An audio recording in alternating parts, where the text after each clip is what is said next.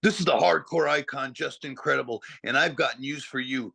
Tune in and check me out on Wrestling Wednesdays. Now, that's not just the coolest, and that's not just the best. Wrestling Wednesdays, they're just incredible. Check us out.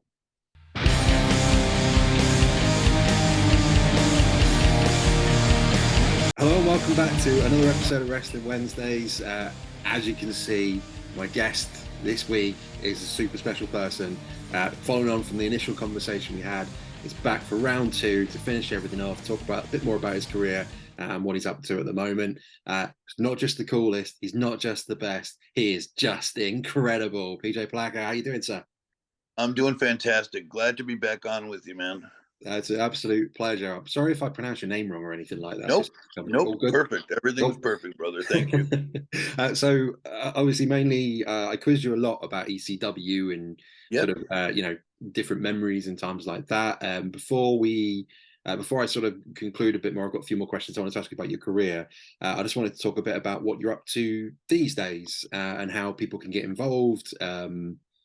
So, a mixture of, say, promoters wanted to talk to you about their training academies or to work at an event. What are you currently doing in terms of seminars and matches? What are you up to? Well, I'm up to a couple of things.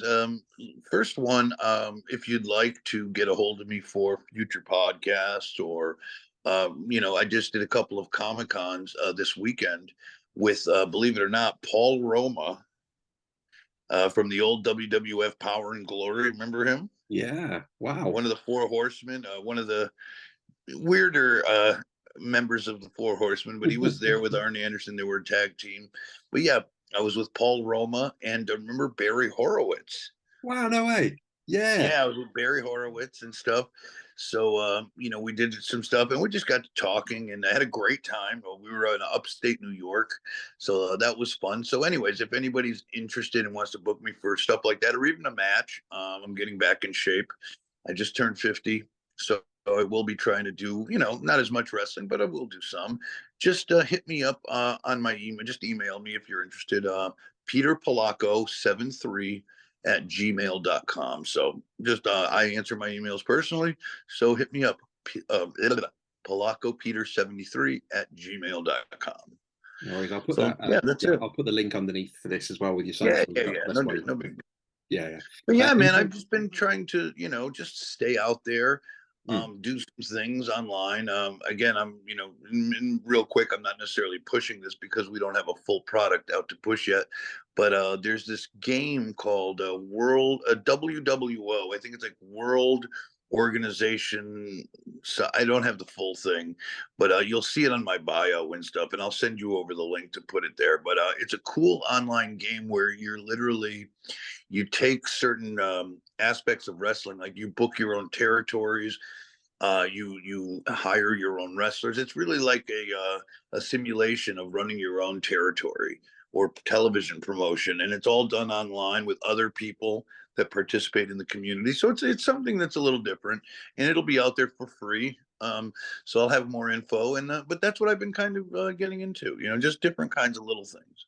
Yeah, that's really exciting. I mean, games like that. I mean, I remember. Yeah, they're cool, man. And I have full direct. And the thing is, me and the wrestlers that are in it right now, it's like I said, it's Perry Saturn, Sonny Ono, Raven, myself, and there's others already signed on to the projects where we're directly involved in these things too. So not only are you using the character Just Incredible or Raven, we're actually in there putting in the input for you to. So it's almost like a pseudo.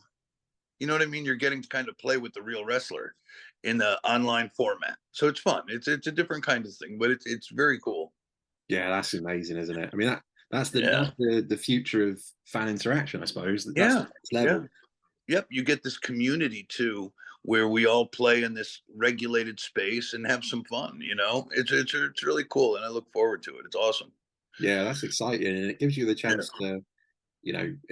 For guys like myself, I obviously in the UK, I grew up playing a lot of fantasy football games. So football manager, like soccer. So sure. You play it rather than playing the game. You sort of manage a team and you work out the club. Correct. So And I always remember in the wrestling magazines, they'd have like, I never did them because they're obviously based in America, but you could mail in and like you'd select your moves and you'd compete I against remember someone that. random. Yeah. Yes. Yeah, it's something like that, except online, Yeah, you that's know? really cool.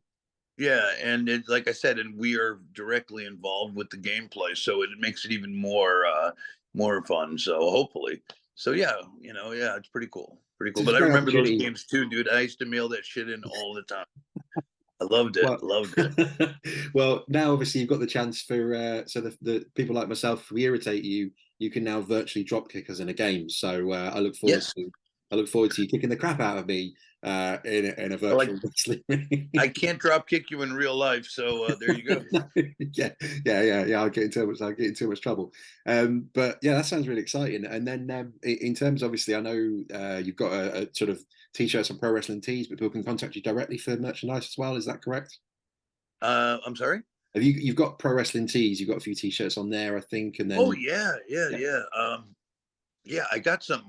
Yeah, if you go over to again, I understand I'm not like a huge wrestling star like many others, that sell a lot of merch. But if you are into Just Incredible, I have an amazing store at prowrestlingtees.com/Just Incredible. I legitimately have 24 different designs that are pretty dope. Like I have Aldo Montoya in there as well.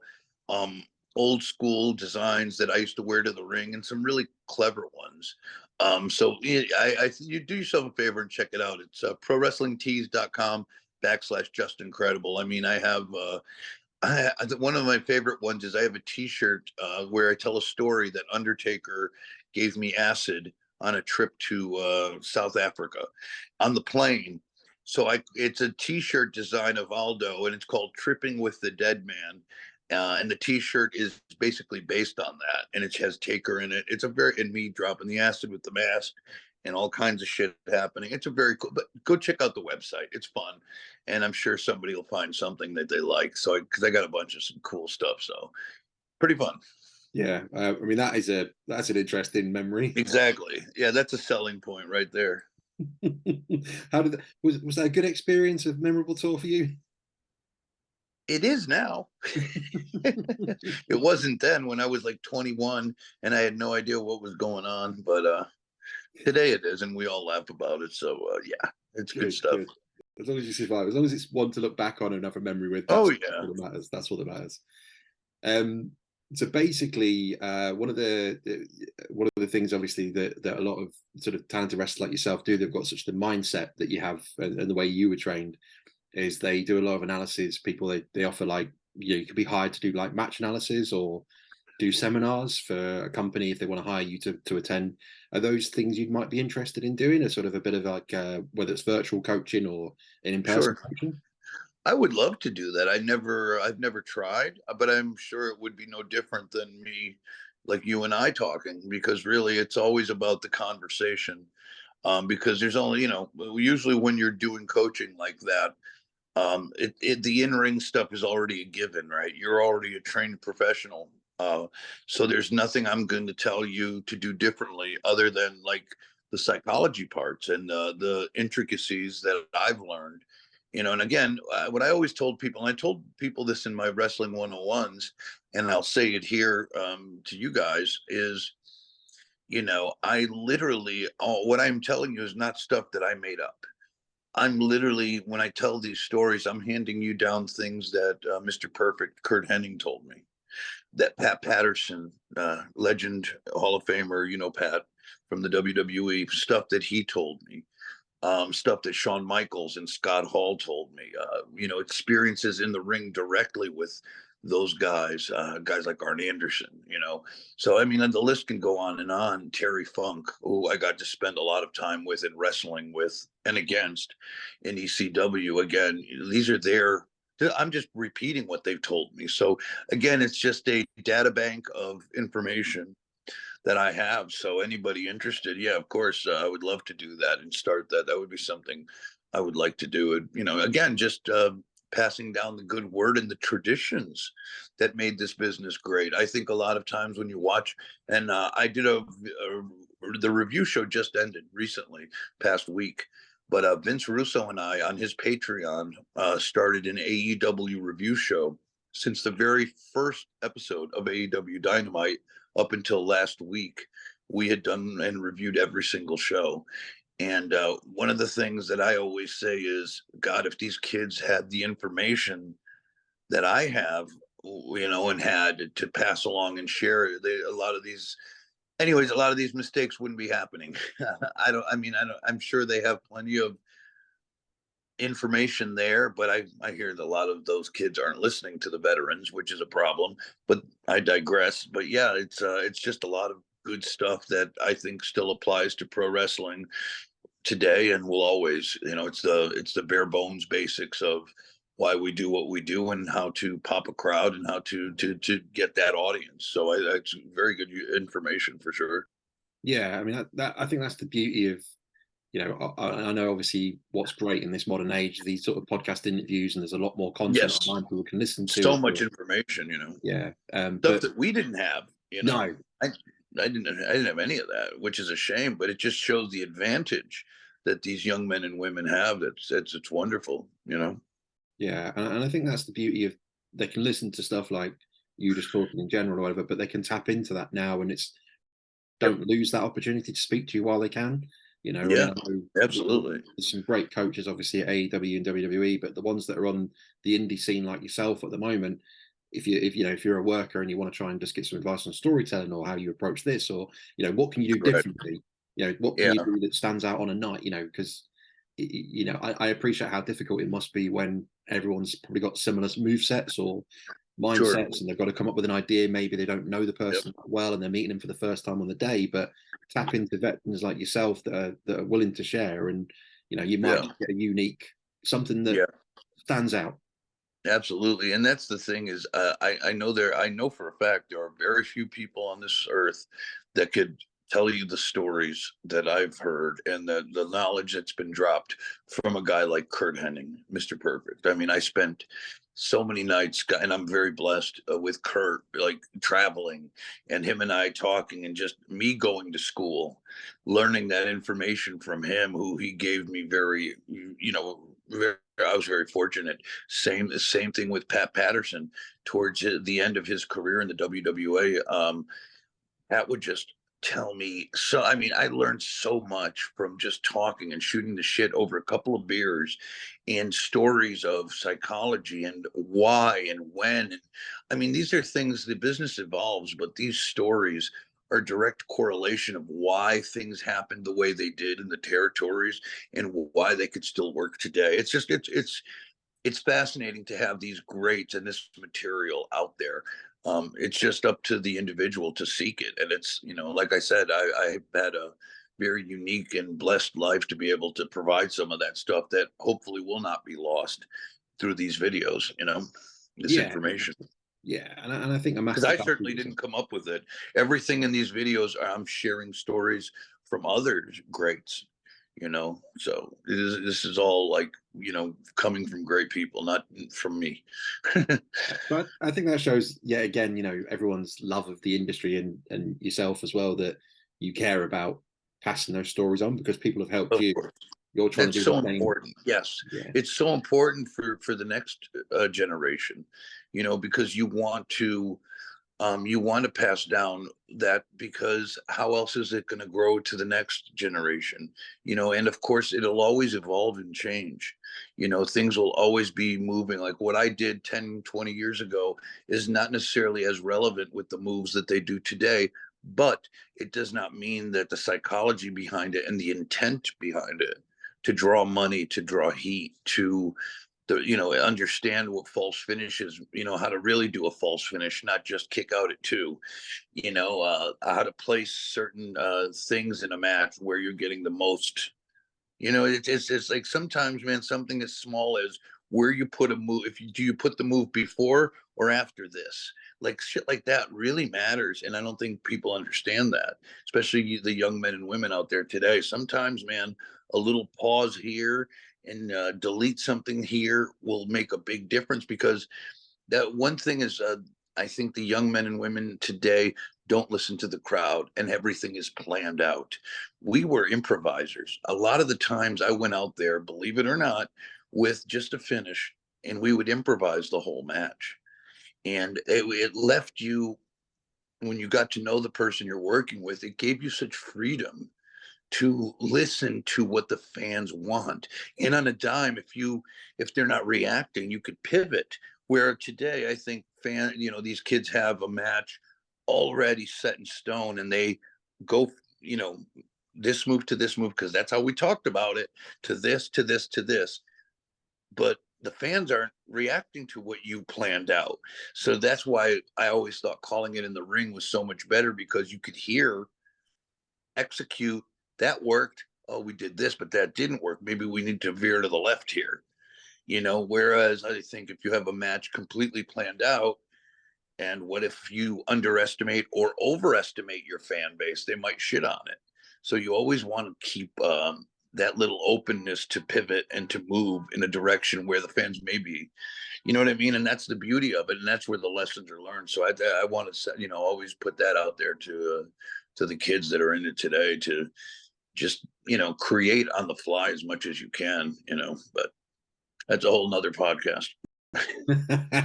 Yeah, that's the start of a masterclass series with you. Yes, for sure. Without obviously giving away too many of the tips that or the stories that you had with these guys, but could you share one or two favorite memories with Curt Hennig, then, Mr. Perfect, or what best advice that you sort of got from him was? Oh my God, Curt was just.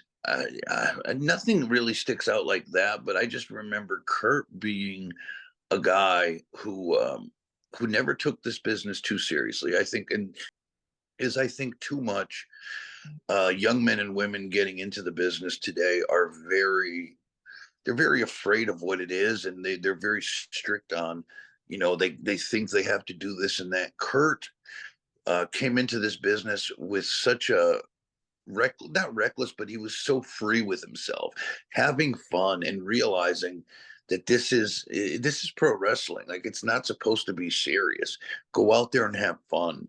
And I can't express that enough to people. And they're like, "Well, how am I supposed to have fun when this could be my only shot?" It's like, bro, that's how you get good, is by letting it loose and kind of being free with yourself. And I know it's a very generalized standard thing to say, but um, they'll just never take it too seriously and do what you do to the best of your ability.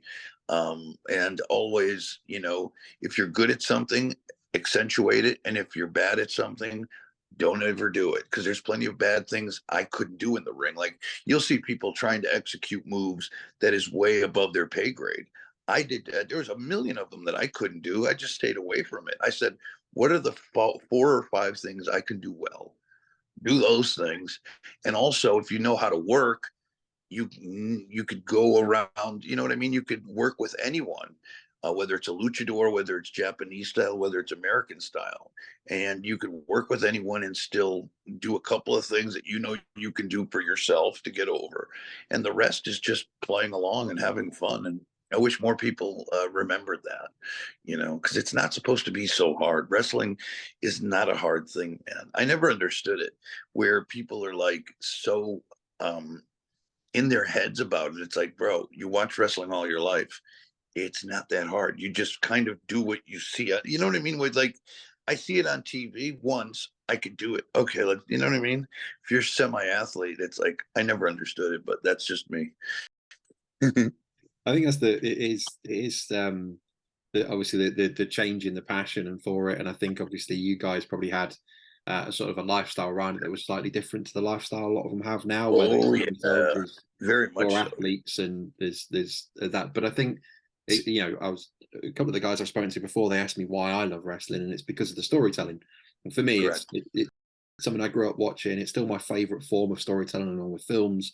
So what I want to watch is some good bad guys versus good guys, and yes, you can tell the story and however you want to tell it. I'm not the kind of person that sits there and sort of critiques matches, because I don't know how to put a match together myself.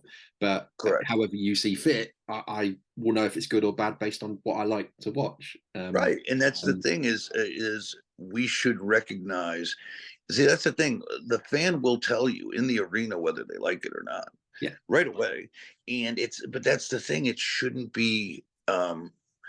It shouldn't be such a with the wrestler in the ring. Like if a fan is reacting to it or not reacting, you should be able to pivot right away and understand. Okay, they're not into. We did a couple of things. They're not into this. Let's try this.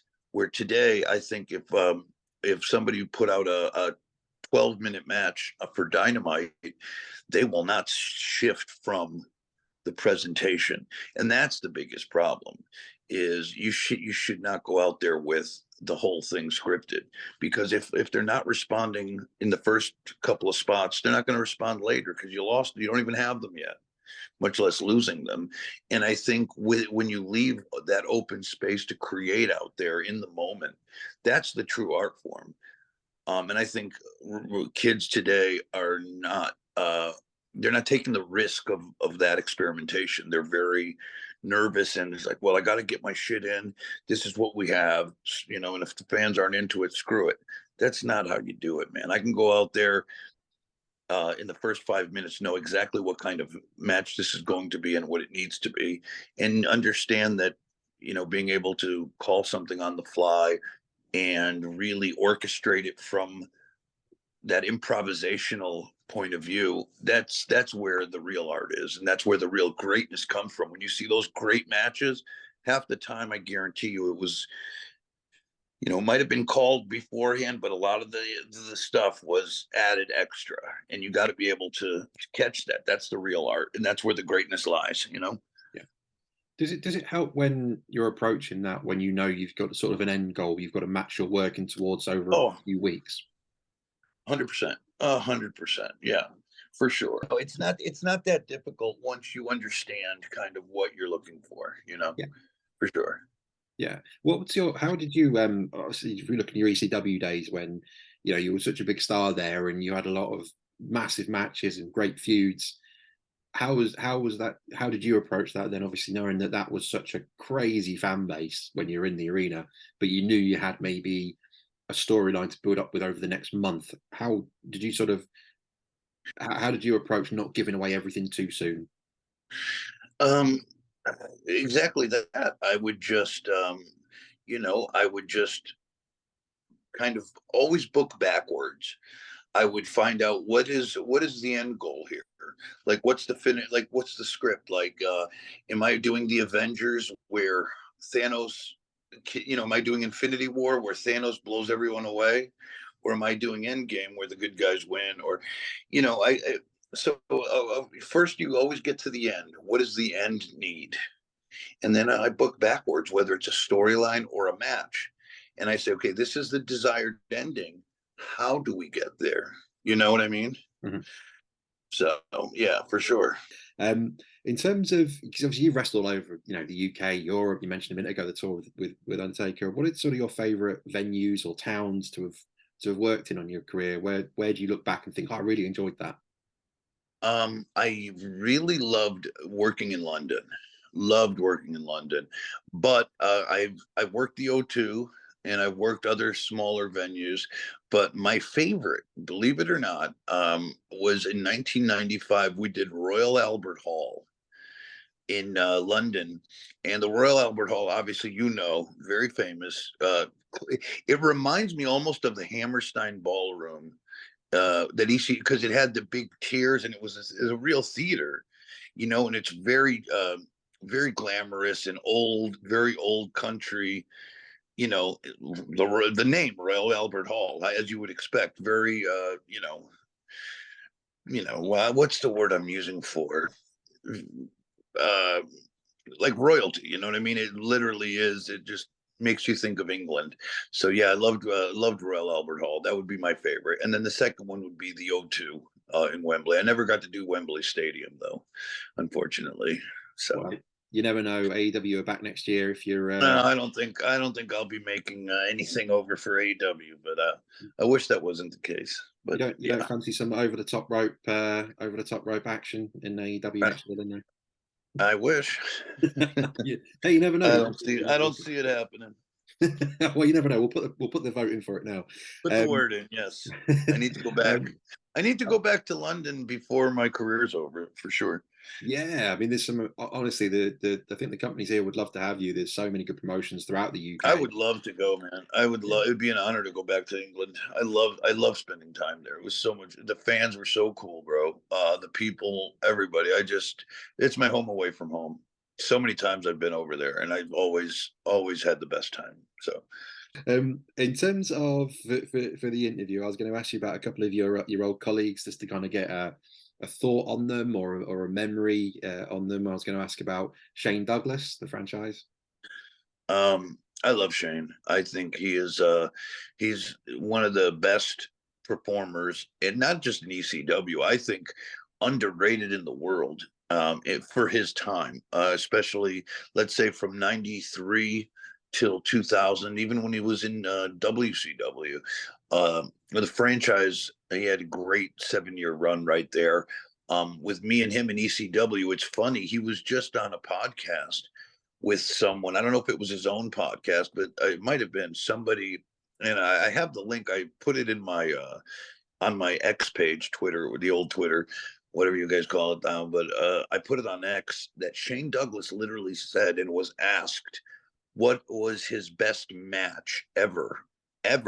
And he mentioned a match between him and I at the ECW arena, and the kind words he said to me, like, and it wasn't doing it towards me. I wasn't in the room. This was just him talking. So to someone else, and I, when I heard this back, I could not believe the kindness. I mean, he's worked with Ricky Steamboat, he's worked with Terry Funk, he's worked with Ric Flair. For him to say that this one particular match that we had in Philadelphia right before he left, actually, for WCW, and that's probably one of my favorite matches of all time for myself too. But yeah, Shane was the guy. We tore it up. I mean, we just knew each other and could flow ridiculously. And like I said, and that match he's referring to, you could find it easily. Everything was improv. Everything was called in the ring. We had no spots. So we did about 20 minutes of complete ad lib with an angle afterwards and everything, which was with Lance Storm, which was phenomenal. So very, very high praises for that. Amazing. Yeah, it might be he's got a new series with it's a gentleman that's based in England that does a weekly podcast with him. So it might be I part think of that that. might be, yeah. I think that might be the gentleman. So yeah. Nice. That's brilliant. That's really exciting. But that's the thing. I think that's I where never expected that, because he's worked with so many great people. I was like, holy shit, man, that's awesome. yeah, but it's Super cool. you're so highly thought of, and obviously guys like myself, I say, are huge fans of yours. So it's not news to me that would be the case. I just think it's maybe not Thank you. not spoken about as much as it could be. Yeah, you never hear it as much as other people, which bothers me sometimes. It really does, but what can you do? Final question for you is if you could go back to one moment, one day, one memory from your wrestling career to relive it, what would you pick and why? Well, that's a great question. I would honestly say, though, the night I won the world title, and I'll explain why. And it's not the markish thing you would think, but that was the night I realized that now I am as important as any other of the other top guys in the industry. That, like, the business was hot. This is right smack dab in the Attitude Era. ECW is doing pay-per-views and television, and we were drawing between 3,000 and 5,000 fans, which I know doesn't sound like much, but it was. Even today, AEW isn't drawing 5,000 fans for a lot of its TV tapings. So, and because I follow WrestleTix, and they give the real numbers. So we were doing great business, and it just, again, it showed me that I and Paul Heyman as a duo, as a creative duo, like, I was as big of a star as anybody in the business at that time. We had Rock and Austin in the WWE. We had myself, Jerry Lynn, Rob Van Dam, Tommy Dreamer in ECW. And then, WCW had whoever they had, because they were starting to fall down. But it just made me realize that I am now in the upper echelons of this business. And I never thought I would. And that's one thing about the world title. There's only a handful of people that could say they were real world champions. And ECW was considered a real world title, running pay-per-views, running a full-time promotion with television, national television, dolls, video games, etc. And here I am, the top guy for that promotion. Something I never would have dreamed. So that's why it wasn't about being a mark and winning a fake title. It was about Paul Heyman having the trust in me to lead up his promotion in this very special time in the business. So, and I remember, I know this is again a Mark thing to say, but the top, how they do the top 500. I was in I was in the single digits. I think I was like number 6, beating out Triple H and other huge stars. So I'm like right underneath like The Rock and Stone Cold, so for that year or two, I was, you know what I mean? Kind of living the dream. So that's amazing. very Wow. great time. Very great time that I sharing. would love to relive again. Yeah, there you go. That's a great memory.